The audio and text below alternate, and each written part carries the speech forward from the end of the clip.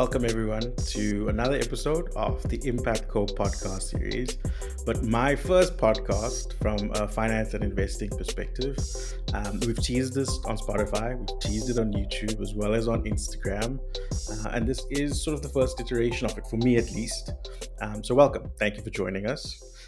In terms of where this podcast is available, there's a live video version on YouTube, which you may be watching right now. There's, of course, the audio, which you might be listening to on Spotify. And if you are, welcome. As well as a couple of different mediums where I am going to post a little bit of content. You'll see that come out. So you're either watching the video or the audio version of the podcast. But there's going to be some reels and shorts that come out also, just as subsidiaries to my sections of the podcast. Remember, the topic is finance and investing. So if we do get into some meatier topics during the podcast that I don't really have time to explain, I do want to have them up in sort of reel and shorts forms so that I can sort of show you and talk you through some of those concepts to sort of fill it out a little bit more. Also, putting it out in those formats means that if there are any comments, questions, I can always respond to them in those couple of formats. I can't really respond to comments on something like Spotify. My podcast series, as I discussed in the short reel you might have seen on Instagram, is going to cover three different areas. I'm going to discuss companies a lot. If you think about the amount of assets invested in the finance industry, the amount invested in companies dominates everything else. It's a key building block in achieving financial returns. So you kind of have to understand companies and how portfolios of companies are built, which is my day job. So we're going to spend time talking a lot about companies and building up our knowledge of companies. And I'll walk you through that in a second. This episode is, of course, on Apple. I also want to talk about current events. I sort of mentioned SVB and the banking crisis in my intro video that went onto Instagram, as well as any other sort of financial topics and current events. So that's sort of the flow of things. We'll talk a lot about companies and investing, financial topics, as well as current events. Now, I was thinking about how to start this podcast, and quite frankly, I wanted to give you some sort of intro just to give you a feel of what I'm thinking about of this podcast, how I came upon the podcast, who am I a little bit. So I want to do that now before we get into the meat of the podcast, which is Apple. And I just want to talk you through how I came across the idea for the podcast. So I'm a equity portfolio manager, which effectively means I look for the best companies in the world, invest in them on my clients' behalf, and build portfolios of those companies. So I'm often looking at brand new ideas for companies on the go. The idea for the podcast came when I was doing a trip to Stellenbosch, which is here in the Western Cape in South Africa. It's about a 1 hour drive. And being the productive millennial that I am, I in that hour drive wanted to do some work on a company that I was researching. It was a global pharmaceutical company that produced insulin, so important for the diabetes industry. And I knew that there are podcasts on just about anything, so I thought there'd be a podcast on this company too. And I guess lo and behold, there wasn't. So there seemed to be some sort of gap in the market. And that's why I wanted to talk more about companies and talk more about investing, because I think there are more avenues to explore in terms of learning about finance and investing. But I feel like on the company side, it was a little bit light, as well as more on the layman stuff, information that could take you from knowing absolutely nothing about finance to getting a better handle on it. Um, I guess the next question is why someone like me might be qualified to talk about the subject. So, like I said, I am a equity portfolio manager. I think about companies and invest in companies every single day. That, I guess, should be the basis for my experience, but it sort of extends a little bit more than that. But I also spent a little bit of time when I was doing my master's a few years ago as a part-time university lecturer at the University of Cape Town, just around the corner from me. And I found it interesting that when students were in that sort of academic field, didn't really have as much practical knowledge as I thought that they should have. You sort of pop out of university and you have all of this academic material, and it still leaves you a little bit of a gap before you can actually understand what we do in finance on a day-to-day basis. So, having come through that experience, I thought I could put out a podcast series that talked about the more practical side of finance and investing, levered towards a new analyst in the industry, a graduate student, maybe even a portfolio manager who just needed to look at a diabetes company. And that's where it started. But I then got to meet Tafa, learn about the Impact Co, and realize that this didn't just need to be for junior analysts in the industry. The topic of finance in the sort of realm of impact in education impacts every single one of us. So it then morphed to this idea of why is it only young analysts who should know about companies? We all interact with these companies every day. They influence our lives. Quite frankly, a lot of us are already invested in these companies because a large proportion of pension fund money or retirement annuity money or 401k money sits inside these companies. A lot of you who are working probably have an investment in Apple today. You just don't know about it. We also have the iPhones at home and all sorts of things. So it became something that could be used by, quite frankly, anyone. And that's why I'm here today to sort of share that as far as possible. For my first few podcasts, I want to talk about different companies, some of the largest in the world, but also intersperse that with current events because it is quite a volatile environment right now. From a recessionary perspective, from a SVB and banking crisis perspective. So there are a lot of really cool talking points to discuss.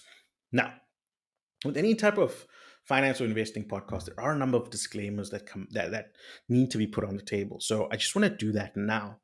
It's crucial to realize that this podcast is for information and educational purposes. This is not meant as financial advice. Often, people building portfolios of companies or any other assets need to seek financial advice to really and truly understand their situation. I work with a wealth management company, and advice is the biggest part of our business. So, this is not meant as a recommendation for you, rather, as a bit of information, a bit of entertainment, and a little bit of education. You also need to know that I may hold stocks discussed in this podcast in my personal capacity or in a professional capacity. In this case, I do hold Apple in a professional capacity, which is something you should be made aware of.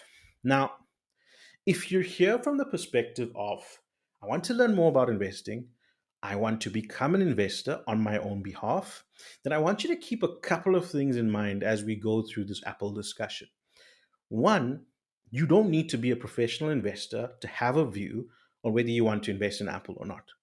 Stocks like these, stocks that we interact with every day, Walmart or Apple, or in the South African context, ShopRite or Pick and Pay or on MTN, for example. These are sorts of companies we interact with every single day. So we kind of know them already. Without being a professional investor, you probably have a view on the latest iPhone, whether the iPad is a good product, where you think Apple might be going for the next few years. Um, and there's a book called One Up on Wall Street by Peter Lynch, which is an interesting book. You should read it. I'll quote some books that I read in my investing history as we go along to sort of give you a sense of what might help you from a literature perspective. Peter Lynch's One Up on Wall Street is one of them. It's a pretty old book right now, but it's very practical. The idea being that you don't have to be on Wall Street to invest. You know a lot of companies offhand already.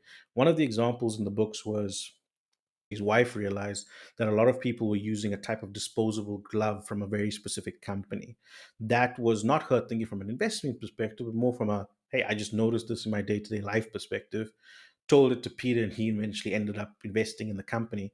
You can take that similarly into companies like Apple. You inherently know this company because it forms such an important part of our life.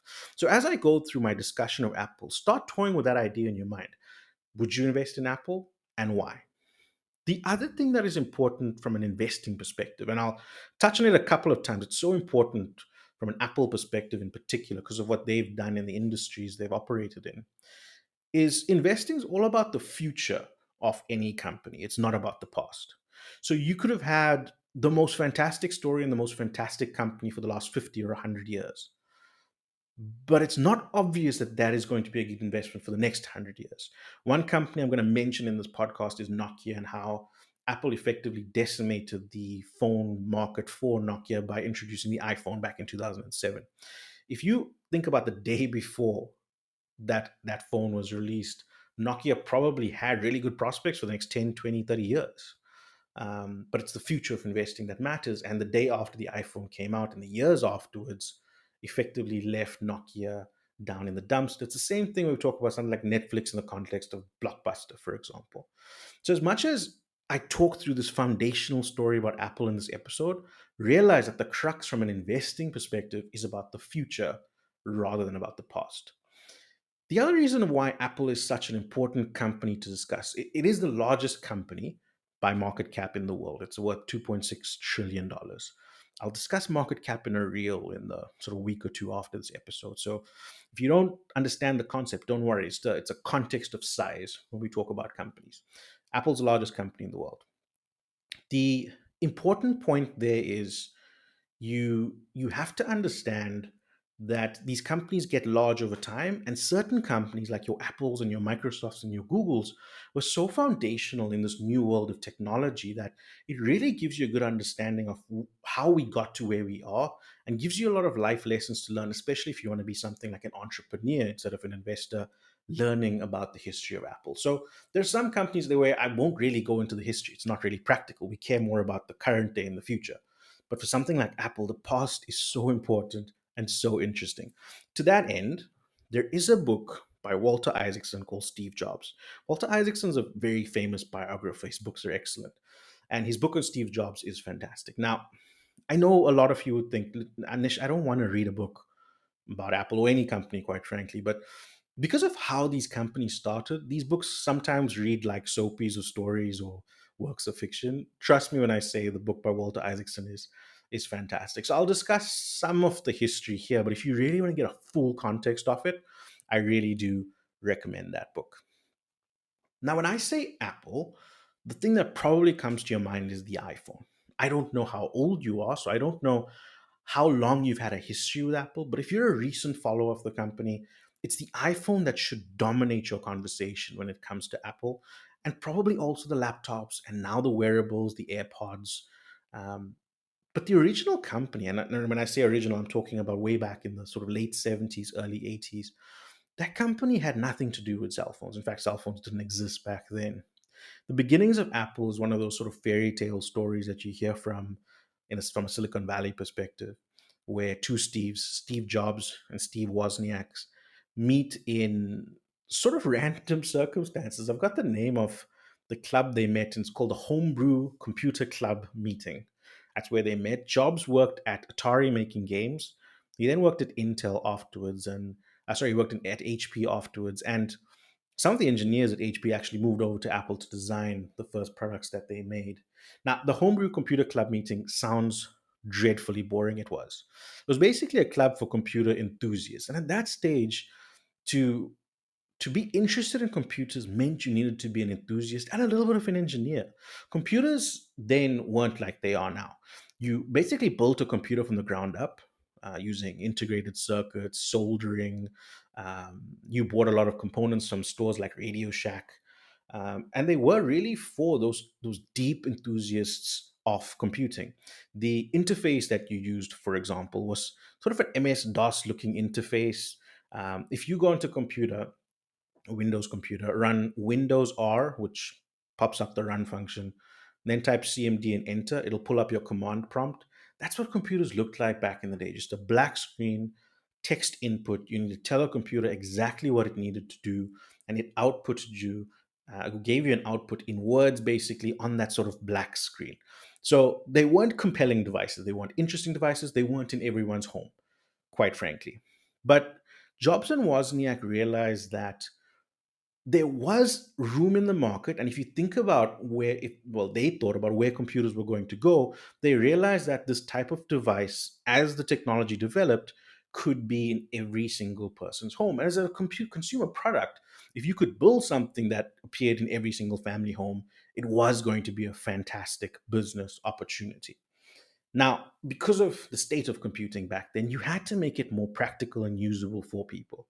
So, in Steve Jobs' parents' garage, because that's where Apple started in 1976, they came up with the idea of making a computer where everything was sort of structured in the unit. You didn't have to be a computer engineer or an electrical engineer to build this thing. You basically took it home, plugged it in, and used it. And that probably seems pretty rational to us in 2023. And a lot of this stuff is going to seem like no brainers in 2023, but you have to put your mind back in the early days of computing to realize how seminal this was.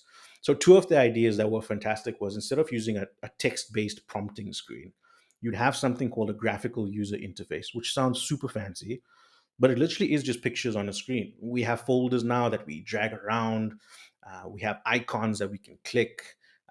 We basically see the computer from a visual perspective rather than from a text-based perspective.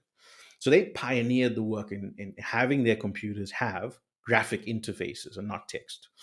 Uh, and again, this is so strange to say, but you needed a way to then interact with a computer that wasn't text based. And that didn't exist, quite frankly. So Jobs and Wozniak are credited with inventing the mouse and trackpads in general, a way for you to sort of move across your screens and interact with your PC. Again, this sounds like a no-brainer today, but think about if they didn't think about that kind of device, how would we be interacting with screens today? It could be dramatically different. So Jobs and Wozniak were basically at the forefront of creating how we use computers today. And it's the same for Bill Gates and Microsoft. It's the same for the pioneers at IBM. They were creating the world at large. Now, they were competitors to Apple. The likes of IBM and Microsoft, who together, from a hardware and software perspective, created computers. There was a Commodore computer that was quite popular. Computers were becoming something that people were discussing for their homes. Um, and that was basically the revolution. The Apple computers sort of stole the hearts of people because they were easier to use. They had these new innovations. And Apple computers did really well in those first few years, enough so that they could move out of the garage of Jobs' parents and actually become a successful and thriving company in this new world. Now, I want to talk about Steve Jobs specifically and why he's sort of this cult hero that a lot of tech CEOs and companies have modeled themselves after today.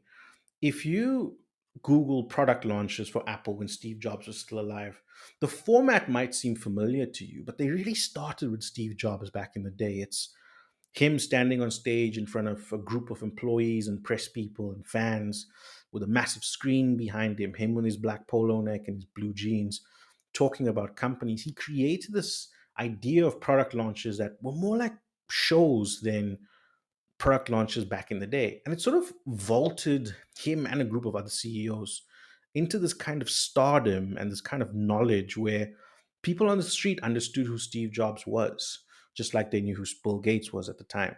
And this was strange. It was weird. If you speak to your parents or grandparents, they didn't know who large CEOs were at different companies. That's because they weren't on the stage talking about their products. But Steve Jobs created this marketing associated with his own personal brand that really launched Apple. I mean, Steve Wozniak is crucial from an engineering perspective to the Apple story. He's probably more important. But Steve Jobs had this persona that was marketed well to create a brand associated with Apple. Having said that, he's not just a marketer. He was truly an innovator, but in the kind of the worst way. He came up with, and we'll talk about it when we get to the iPod a little bit later. He came up with these dramatic ideas for products like the iPhone and the iPod and the iMac that just seemed impossible to do at the time. Um, so the combination of him, this complete innovator, wants to push the boat out, and high quality engineers like Wozniak just created this really interesting company. And quite frankly, that model has been replicated going forward. If you look at Tesla product launches and Microsoft product launches and Google product launches, the way we talk about guys like Tim Cook and Satya Nadella and Sundar Pichai at the large tech companies, they've kind of followed on from what Steve Jobs did in becoming household names, which is extremely interesting. Now, the next phase in Apple computers, because we're still in the sort of late 80s here, is important, especially for you sort of budding entrepreneurs out there, because Steve Jobs was effectively pushed out of Apple in the late 1980s. The company started to grow, and in that growth, they wanted a CEO who could steer the company in that growth. Jobs was fantastic at starting the company, but he might not be the best person to take the company from its sort of early success into its later stage success, and that's quite common from a large company perspective. There's a movie called The Intern with Robert De Niro and Anne Hathaway, where he gets brought in as a quite old intern.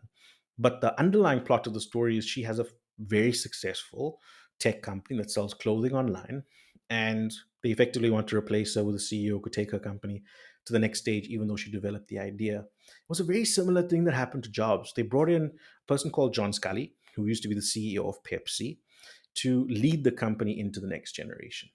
Steve Jobs and John Scully clashed on a number of things because Jobs, with his big picture thinking, is sometimes not focused on the day to day management of a company, especially from a financial perspective. So he left the company in the late 80s and went on to form his own company called NEXT or Next. Now, Next was a successful company in its own right, though not as successful as Apple, obviously. They also made computers that they sold to companies and that they sold to uh, sort of schools and things for educational purposes. So they tried to sell computers. But it leads us to another element of the early tech industry when so many things coalesced together. So Jobs leaves Apple. The year after he leaves Apple, he buys Lucasfilm's graphics division. This is 1986. Lucasfilm, of course, makes the Star Wars movies. The graphics division specifically does things associated with animation. He bought that business for $10 million. He became the CEO of that business, alongside him being the owner of Next. And that business is important because it eventually becomes Pixar. Steve Jobs was the CEO of Pixar when their first movie came out, which is Toy Story, and he was involved in leadership of that company all the way to 2006 or 2007, when they were sold to Disney for about $7.5 billion. So you have the story of a tech CEO that we're all well aware of, that is also part of the story of one of the most famous animation companies of our time, that now sits inside Disney. So there are fantastic stories in this early part of the internet revolution. So fast forward a little bit into the early 90s, Apple's producing computers, but they're not exactly successful at it. Not as successful as the likes of IBM and Microsoft. And there's a very simple reason why, a very practical reason. Apple, like they do today, want to sell you a device where the hardware and software is packaged together, and all the sort of peripherals are Apple based. You get an Apple mouse, an Apple keyboard, now Apple headphones, and a watch, which didn't exist back in the day. You can understand how practically this was problematic for certain customers. If you're selling computers to businesses, for example, they might need those computers customized in a very specific way based on the jobs that they do. And Apple weren't willing to open up their ecosystem in that way. So if you look at the largest purchases of computers, and this is more or less all the time, it's going to be large businesses. If a JP Morgan needs 50,000 computers, that is a large contract relative to just selling them at home. Apple computers are also more expensive than the computers made by the likes of IBM and Microsoft. They effectively had to make all their parts and source all their parts. So there was a lot of research and development, and thus their computers cost more. So in the early 90s, under John Scully, Apple lost a lot of market share. They effectively weren't the top selling computer brand in the world. And Steve Jobs was brought back into Apple in the late 90s, 1997, when Apple bought NEXT or Next and brought then Steve Jobs back into the fold. And this is sort of the second revolution of Steve Jobs, because if you think about the first revolution, where him and Wozniak effectively created a new version of PC, it was monumental. The second phase is just as monumental, if not more, quite frankly, because the first two projects that Jobs worked on in the late 90s were the iMac as well as the iPod, both exceptionally important devices in modern computing. So the iPod, this is an example of Jobs's complete, I will innovate to the standard that doesn't basically exist because this is what I want from a product, went to his engineers and said, I want a music device that can store thousands of songs. I want the design to be very specific and user friendly. And I also want the audio quality to be better than anything that's ever existed, with significant battery life. The list of things that he wanted together just seemed impossible to do. But Apple engineers managed to figure it out. And the first iPod was created. That came out in 2001. It absolutely changed the music industry completely because it was partnered with iTunes as a service. If you think about how we listened to audio back then, we had Walkmans and we had CD players, and you had to carry around your cassettes or your CDs. We're talking now about having 10,000 songs in your pocket, which again seems very logical and rational in 2023. But in the late 90s, early 2000s, it was unheard of. From a computing perspective, Jobs also went in a slightly different way. It was the creation of the iMac. Now, if you think back to the older iMacs, and in fact, new iMacs have a bit of color again, so they kind of have that coming back. The original iMacs were big, bulky computers, like all computers were, but they were designed in a way that was extremely impressive. They had this sort of blue and coral coloring to them. You could pick the color that you wanted. They looked better than most computers. You could sort of see through them. The Apple logo stood out. They were basically products that you really, really wanted. Jobs realized that people were willing to spend more for a high quality product if it validated their spending. He realized that Apple computers were not going to be in everyone's household, but if you can design them in a way that they're wanted in every household, you can charge more, validate that cost, and have a really reasonable place in an industry where you're not going to go away. From a design perspective, Johnny Ives was a legendary designer for Apple. You can sort of Google his design methodology and style. He's crucially important from a design perspective throughout Apple's life story all the way into the latter part of the 2000s. So you had the iMac computer that looked interesting. You had the iPod that was just completely brand new. In the early 2000s, they also came out with a clamshell computer, which is a laptop effectively. But Google the design of the laptop. It had a handle, it had specific coloring, it looked very futuristic next to laptops of the day. It was just a product that you really, really wanted. So, from a company in the early 90s that was struggling to sort of gain a footing in computers, gained a really niche footing in computers that worked for them. And Apple computers basically became that high end, high quality, highly innovative brand that we sort of know and love today. And in that early 2000s period, the company did really, really well. The iPod and the computing division were basically working hand in hand from a revenue or sales perspective. They were kind of equal and growing together. So the business had this nice diversification. And diversification is just a big word of saying you have sort of your hand in multiple pots. And from an investing perspective, we really like the idea of diversification because it takes away risk. If you think about a world where maybe the iMac didn't do as well, but the iPod continued to do well, you sort of took away some of the risk that one of them might not do well, and one of them might do well. And we're going to come back to this point because risk and the idea of diversification is an important story in Apple today. The iPhone dominates Apple sales, which means that the iPhone has to do extremely well in perpetuity unless something else can help take away some of that heavy load that the iPhone needs to carry. Now, in terms of timeline, we're at a really important point. We're in the 2000s, and specifically in 2007, we had Steve Jobs' sort of third largest product ever. So we had the computer, the iPod, and now in 2007, the iPhone. For me, there's a 10-minute video, the initial part of the iPhone launch, that I would say everyone should watch. It is truly fantastic in terms of product launching. He is sort of at that stage from a showman perspective at the peak of his powers. That video is on YouTube. You can of course watch that. Um, the launch of the iPhone had everything to do with the fact that phones, and this is the sort of early stages of smartphones, had a very specific design associated with them. They were very square. They had large QWERTY keyboards at the bottom, physical keyboards. They were difficult to use. And Jobs sat back into the thing that he's been doing now for his entire career at that stage. Let's build something completely innovative. So a phone that was fully touchscreen, no buttons whatsoever except a home button. A phone that you could touch in a multi-touch way, which seems odd now because we're so used to sort of pinch to zoom and things like that. But at that stage, you could only touch a touchscreen device with one finger. The touch screens themselves were very sort of finicky and dull. You had to really press down to get a touch sensitive screen to react. But the first iPhone came out with that first multi gesture screen that was really fluid and easy to use.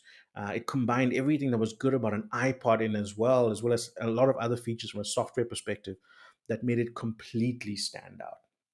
And at that stage, the iPod and the iMac range, in fact, that was the first year that they, or the year before was first year they launched what we know now as the MacBook, created a company that had a lot of good things going for it. You had an iPhone that started to dominate very quickly.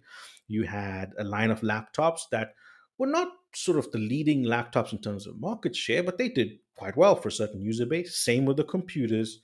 And of course, you had the iPod. So you had four really good devices across a couple of categories that did exceptionally well. A couple of years later, this is in 2010, Steve Jobs and Apple launched the iPad, which was the last product that he created before he passed away, unfortunately, in 2011. So you have a company that is responsible for so much innovation in our tech industry. And if you take the small elements and carry them to where we are now. Seminal in the way we do what we do today. If you think about touchscreens, the iPad, the computer, the iPod, it really has changed the way we think and work with computers. Um, so that is sort of the history of Apple wrapped up into a nutshell until Steve Jobs' death in 2011. That's when Tim Cook takes over as CEO. And like I said, it's a fantastic, fascinating story with lots of twists and turns and extremely important categories. Now, I'm going to fast forward to where we are today, 2023. And I'd love, quite frankly, to spend a couple of minutes talking about the significant innovations in those last 10 or 12 years. But the list is pretty small. If you think about a company that every 10 or 20 years created an absolute game changer in terms of products, the last 10 or 12 years haven't been that for Apple. And I think that's crucial. You can't simply rely on the history of a company to make it a good investment. I have a list of their current products, and it's a large list, to be quite frank, which is great. But you'll see where we come to a little bit of a problem from an investing perspective. So you have the iPhone, of course. You have the iPad, a larger iPhone. You have the iMac, which is a desktop PC, just like the iMacs of old, but much better looking, of course. You have the MacBook Pro and the MacBook Air laptops. You have a Mac Mini, which is effectively a really sort of small computer. It's just the computational part of a computer. You attach a screen and other peripheral devices, as well as Apple TV. And I'm talking about the device, which is Apple TV. So those are your sort of hard products that Apple sells. You then have accessories, which I'll bucket on in their own right, and I think that's important. I'll talk to that in a second. And then it's things like AirPods and iWatches that fall into the wearables category. And finally, you have services, so software-related products. And there you have things like iCloud, you have Apple TV Plus, you have the iTunes Store, of course, and just the general App Store. Those are the three realms that Apple is operating under. Now, I mentioned Nokia a couple of times. When I think of companies like Apple's, companies that sell hardware, I seriously consider what the world is going to look like from here in the next 2 years, 4 years, 6 years, and 10 years. Because we've learned from the Nokia example and the BlackBerry example and the Blockbuster example that you can't sit on your laurels when you have a good idea, especially in product categories like phones and technology. Quite frankly, a brand new phone could come out tomorrow that absolutely decimates the iPhone. Now, that sounds crazy to say given how entrenched the iPhone is in our world. But remember how entrenched Nokia and BlackBerry were in our world. So, from an investment perspective, you have to be respectful of the significant history that Apple has had, but be very cognizant of where the company is going to go. So, with all that history now sort of packaged in a segment, I want to talk about Apple today and where they're doing well and where they aren't, and what we might want to think about. And let's start with innovation. So, we had the iPad come out in 2010. I hunted around for what innovations they might have had since in the Tim Cook years. A couple of things came up. Siri was an innovation in the sense that it was the first virtual assistant added to a phone. That's great if we consider what it means for artificial intelligence, etc. You then arguably had the iWatch, which is innovation from a product category perspective, but quite frankly, you had smartwatches before the iWatch. So it's not as seminal as some of the products they've had in the past, like the iPod. You could also argue the AirPods and the AirPod Maxes are innovations, but again, if you think about Bose headphones, for example, or Bang& and Olufsen headphones and speakers, they weren't exactly the first to have in-ear headphones. The cell phone manufacturers like Samsung and Xiaomi also started releasing those in advance of the AirPod. It's ironic then that Apple has become, under Tim Cook, the company that is willing to let innovation go past them and then is willing to create products and spend a lot of money creating good products after the fact. So, for example, when the Gear and Gear S2 watches came out, these are Samsung watches, there was no iWatch. But when the iWatch came out, it significantly dominated and now, in terms of market share, dominates all other smartwatches. If you think about the AirPods, they did exactly the same thing. They are the most noticeable AirPods you will see around. You should see them everywhere. And in fact, AirPods is now the word for them, regardless of whether you're using an Apple version or not. Same for the Maxes, which now competes with some of the best headphones in the world, regardless of the fact that Apple sort of came onto this a little bit later um, than other manufacturers. So it's a company that's now willing to lag innovation, but still bears that extremely high quality mark where people are willing to wait. You know the jokes of iOS users who say they've had these innovations in their phones for years and years, and we simply haven't. Another example of something very practical that's happening is curved screens. A number of cell phone companies have curved screens and folding screens in their devices. Apple hasn't done it yet, but it sort of fits with this new narrative of Apple is willing to wait, innovate, and come out with a high quality product without making any mistakes. That mentality is extremely different from the Steve Jobs mentality we knew from early in Apple's life. But it is a good change to Apple in a sense. Tim Cook has stewarded Apple since 2011 to still being a high quality, high performing company. It has become and stays the largest company in the world now because it's done exceptionally well from a company perspective. So you sort of, this Tim Cook has married together the innovation that Steve Jobs has always had, together with what Apple wanted from John Scully in the late 90s, a company that financially was extremely sound and extremely solid. The one innovation that I want to mention that Apple has done, which is extremely crucial but goes under the radar, is the creation of their M chips. It started with the M1 and we're on M version X now. Uh, X is in a placeholder for new M chips to come. Realize that as much as it's not an innovation that sits at the top of an iPhone, it is extremely crucial because the M chips are Apple's chips rather than Apple having to buy chips from elsewhere. For example, Apple bought chips that powered their laptops from Intel. They bought chips that powered their phone from the likes of Samsung and Qualcomm. They now make their own chips to power their phones and laptops. They design them and get a company called Taiwan Semiconductor, a foundry, which we will discuss in later episodes, to make those chips for them. The phones are now faster, they're better, they're more efficient and more optimized. It is a major change for Apple, even though it's not a sexy change for Apple.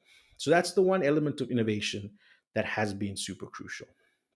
Now, if we think about the split of revenue in the early 2000s, we had effectively 40% of revenue in iPod and 40% revenue in computing. That looks very different today. The iPhone, like I said, absolutely dominates. Um, the the products category accounts for 80% of Apple's revenue. Half of the company's revenue comes from iPhones. So the company dominates in that sense. To that end, wearables accounts for about 10% of revenue right now. And that is intrinsically linked to the phones. I would say phone and phone related devices accounts for almost two-thirds of Apple's revenue. It means that the iPhone needs to be the best product to achieve the most sales, to maintain Apple's market share for as long as possible. It has the risk of becoming it has the risk of having the Nokia effect to it, in that if it becomes too important to Apple and if someone can shake them off their throne, it can become a major risk. So that's something you need to think about from an investing perspective. In terms of the other big products, so Mac and iPad account for 10% of revenue each. Well, the iPad accounts for 7% of revenue. So we can round up to about 10% revenue. The Mac computer, like the early iMacs in the early 90s, can't compete with the likes of HP and Lenovo and Acer, quite frankly, because they still are, as they used to be, expensive, fully encased in one software and hardware, and not as malleable as some of these other brands. So they're never going to be the most used computers at work and things like that. The iPad has problems growing significantly in revenue for a different reason. Tablets are actually not as popular as you may think. I know you might see a lot of iPads around, but quite frankly, not as many iPads are sold as laptop computers. The tablet category for a long time has sort of meandered along and hasn't grown significantly. Apple do sell the most tablets, Samsung in close second, but unfortunately, that category isn't exactly growing. And why I mention this is because I'm thinking about diversification here. If the iPhone is as successful as it is, you want to sort of pair it up with other products to take away some of that risk. And quite frankly, Apple's computers and their tablet is just not pulling its weight just yet. The wearables have grown extremely quickly, and that's great to see. The problem with the wearables is it's intrinsically linked to the devices like an iPhone. So they don't exactly stand out on their own as the iPod did, for example, back in the day. Now, I mentioned that products were effectively 80% of revenue. One part of Apple's sales that have grown fantastically over the last few years is the services category, which accounts for 20% of revenue. I mentioned earlier that these are things like the cloud, iCloud specifically, Apple TV Plus, etc. But the one area where Apple has been doing exceptionally well, and the market has validated them for it, is the App Store. How the App Store works is you can only download apps from the App Store on Apple phones. That's part of their closed system that they have. That's different for iOS devices, for example. Any dollar of revenue that is earned by any app on the App Store, Apple receives 30% of that revenue for themselves. That is significant. If you think about how many iPhones and iPads and MacBooks and iMacs there are in the world, every single app downloaded, every single streaming cent received, like spending on something like Netflix, for example, Apple will receive 30% of that revenue. It is the same for Google and the Play Store. So they're not exactly sort of outpricing everyone else, but it has been an important revenue generator for them because they don't have to sell more devices, quite frankly, to gain that revenue. If you don't replace your iPhone as often, which a lot of people aren't doing, you're still going to download apps and Apple will still get the benefit of those apps. Unfortunately, this has come into a little bit of regulatory scrutiny recently when Apple went to court with a company called Epic Games, which makes Fortnite, because Fortnite and Epic Games effectively said that this is kind of a monopoly, an environment where one company is dominating or a couple of companies are dominating and they don't like it. So they tried to get you to pay for Fortnite outside the App Store. Apple took them down. Epic took them to court. It's still sort of in court proceedings, but quite frankly, it does seem very expensive and very onerous for companies to launch on the App Store. And given that there's no other alternative to reach an Apple consumer, it does cause quite a problem. Now, Apple have stepped in to change some of their terms here.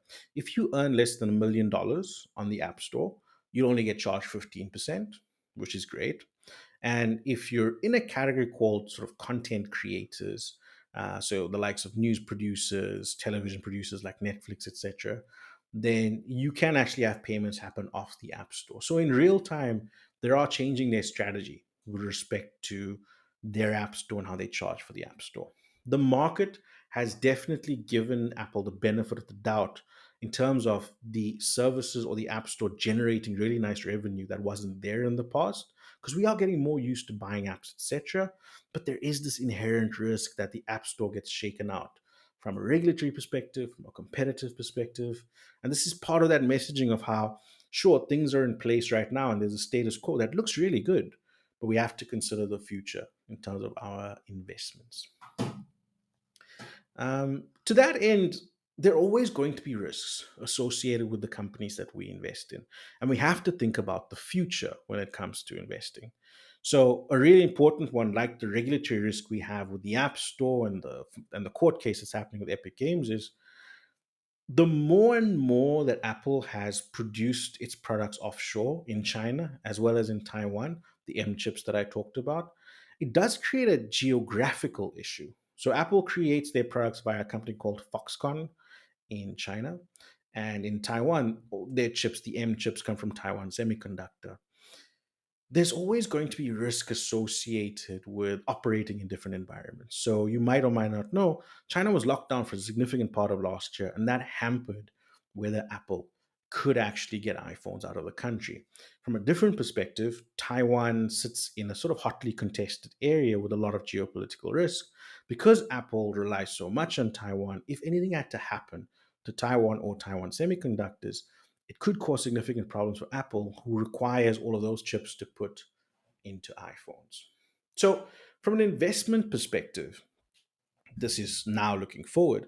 We really are trying to grapple with this idea of what's the next big thing for Apple? Can the iPhone dominate in perpetuity? Will there be some other product that can come out and do exceptionally well? Can the wearables, Mac, and iPad segments continue to sort of support that iPhone growth? And finally, can the App Store take advantage of all of those products by charging the app creators who put out their products that we use on all of these app stores? That's kind of the nub of where we are from an Apple perspective right now. Now, my producer said that I need to keep this episode as short as possible, and I feel like I've already gone quite far, but I could quite frankly talk about this for hours. Um, I think there's two elements to the story of Apple. One, the significant past that has led Apple to be the company that it is today. And the second, where we expect this company to go into the future. Like I said, from an investing perspective, we really need to be conscious and cognizant of the future rather than the past. But with Apple specifically and some of the larger tech companies I will discuss, the past is crucial to understand and remember because it has brought us to this point in computing from an information age. These companies, like I've said, have been seminal in getting us to this point. Now, this is not the end of Apple. The way it works with these companies we get new information every single day. So this was supposed to get you in the door and get you an understanding of Apple and where we've come. I'm going to leave it there today, and we might come back to Apple in future if there are new events and new concepts and new ideas. But my next couple of episodes will, of course, be on other companies as well as any current events that I feel might be important for you guys to know. If you made it this far, thank you very much. I appreciate you listening to this episode. There is more to come. Please reach out to us on any of the social media platforms, YouTube or Instagram, if you want to comment on this or you want me to answer any questions. If you're on Spotify, that's great. If you could leave a review, that would be very helpful to us. And if you're on YouTube, a like, a subscribe would be great. Thank you very much for tuning into this podcast or video podcast. This has been Nish, and I look forward to seeing you guys again. Thank you very much.